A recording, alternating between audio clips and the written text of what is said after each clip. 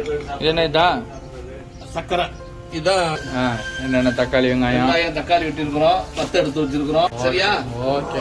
ரொம்ப சிம்பிளா பண்ணிக்கலாம், போட்டு குழப்பிக்க வேண்டியதுல. அஸ்ஸலாமு அலைக்கும் தா.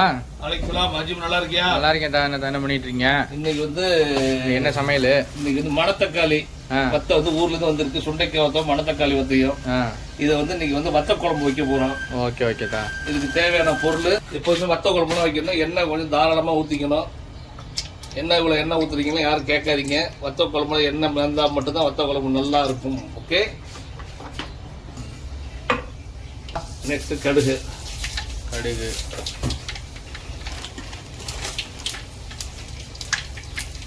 அடுத்து பட்டை மிளகா.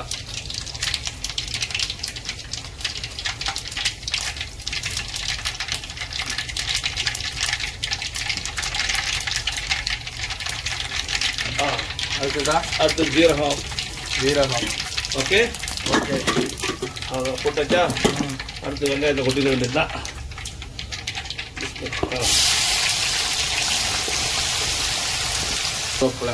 சரிங்களா? போன் வந்துருச்சு. என்னதா? நெக்ஸ்ட் தக்காளியை கொட்டிடுறோம். தக்காளி. ஓகே. இது நம்ம ஒரு 10 பேருக்கு செய்யறோம் தம்பி. இது வந்து நாங்கள் ஒரு 10 பேருக்கு செய்கிறோம், அதனால நிறையா போட்டு செய்கிறோம். ஓகே ஓகே தான். நாங்கள் அடுத்த வீடியோலாம் நாங்கள் எவ்வளோ மெஷர்மெண்ட் எல்லாம் தெளிவாக சொல்கிறோம். இது தக்காளி ஒரு கிலோ தாண்டி இருக்கும், வெங்காயம் ஒரு கிலோ போட்டிருக்கோம். அது சரியா? ஓகே. அடுத்ததா வதங்கிருச்சா? நல்ல பார்த்து வெங்காயம் வதங்கிருச்சா? ஒன்றும் இல்லை, அனைத்து மசாலா பொருளையும் உள்ள இறக்கி. அடுத்த வதங்கிருச்சா? வதங்கிருச்சா? அடுத்து புளி தண்ணி ஊற்ற போகிறோம். சரியா? புளி தண்ணி வடிகட்டி ஊற்றி. அவ்வளோதான், புளி தண்ணி ஊற்றிட்டா வேலை முடிச்சு. நவத்துக்க முடியாத தேவைக்கேற்ப புளி. ஓகே. அப்படி இது ஒரு பக்கம் வேலை நடக்கட்டும். அப்படி நெக்ஸ்ட் மணத்தக்காளியும் சுண்டைக்காய் வத்தலையும் லைட்டாக நல்லெண்ணெய் ஊற்றி இது மாதிரி வறுத்து எடுத்துக்கிட்டு இதில் கடைசி ஆட் பண்ணி விடுவோம். ஓகே. ரெடி ஆச்சாத்தா? சூப்பராக வறுத்து வச்சு இதோட சேர்த்துட வேண்டியதான். ஓகே.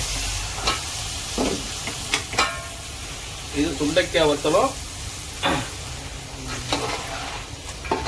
சுண்டைக்காய் வத்தல் ரூம்ல இருக்கேன் ராஜுவா.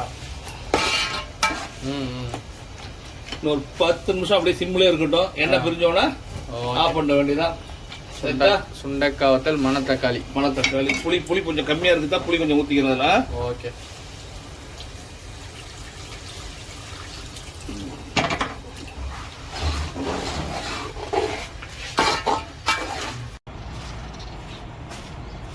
அருமையான மணத்தக்காளி வத்த குழம்பு ரெடி.